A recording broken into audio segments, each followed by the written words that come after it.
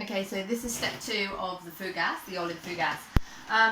So your dough here has been resting about an hour, hour and a half, something like that. What you'll start to see is it should start getting some bubbly stuff just starting to form on the top, so that's good, it's nice and active.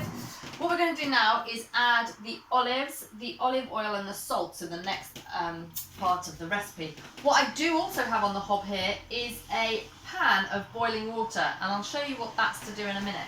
Right, so in goes the olives. Don't forget I've stoned them, 25 grams of the olive oil. I think it's 25 grams. And then the 1.5 teaspoons of salt.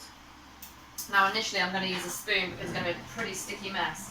So look at all those delicious ingredients. If I had some herbs, so if I had a bit of rosemary or some fresh thymes, or better still, if you have some dried French herbes de Provence, then I would add those in. And I would probably add about 4 grams of the dried herbs, or just a teaspoon or so of the fresh herbs, but don't have any.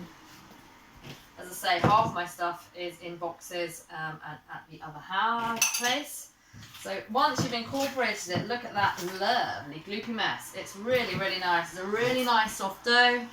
It's really sticky. The fougasse is a nice wet dough here. I'm just really working my hands in there to sort that right out. So once we've done this, and once we've got those olives and that salt and that oil all the way through that, I mean, it feels lovely, is I've got some extra flour here for dusting the work surface. I'm going to tip that out. Oops, get all those bits out. You don't want to leave anything behind. So nice. Right. And I've put some flour on the work surface. I'm using quite a generous amount here because I know it's pretty sticky.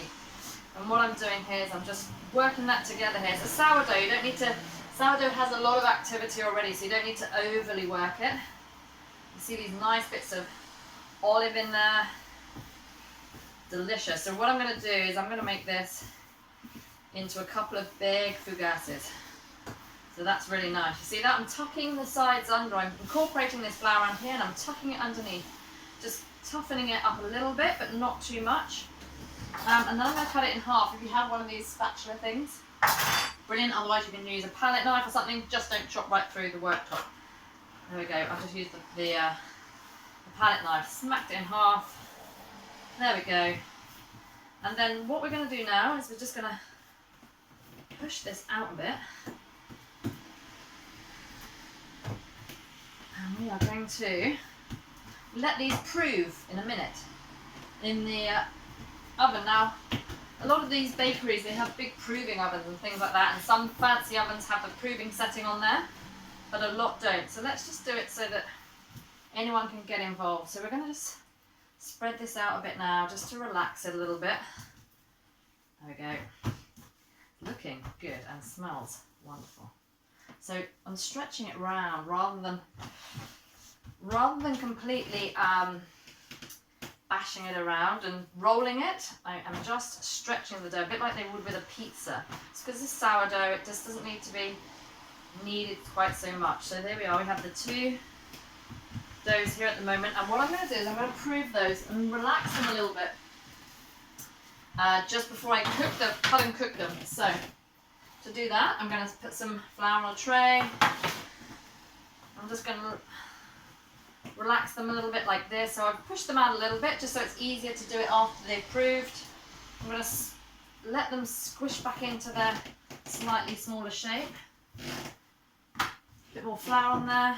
You can see I'm just making sure it doesn't all keep sticking. I've put plenty of flour on here. You don't really want to be sticking and peeling off dough afterwards. So you've relaxed that a bit. It shrinks down a little bit more after you've given it some time to rest. So I'm allowing it to do that. I'm putting some flour a little bit on the top as well.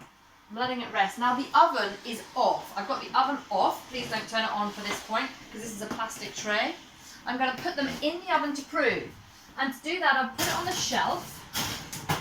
I'm not sure you can see that actually. I'll show you in a minute. And then what I'm going to do is I've got this hot pan of water. I'm going to bring this camera down so you can see. Hang on. So I've put them on the shelf. The oven is off, completely off. They're on the shelf. There's another shelf underneath. And I've just turned this pan of water off. It's really, really hot and it's going to add some moisture and some steam into that oven. Please remember to take it out after you've proved this.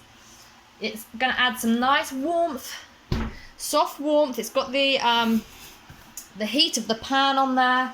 It's got a little bit of moisture and steam coming through, just, you know, giving the dough a really nice opportunity to stay warm, relax, and soften up. And then we're going to move to step 3. That's going to stay in there now for about 45 minutes to an hour. Just a really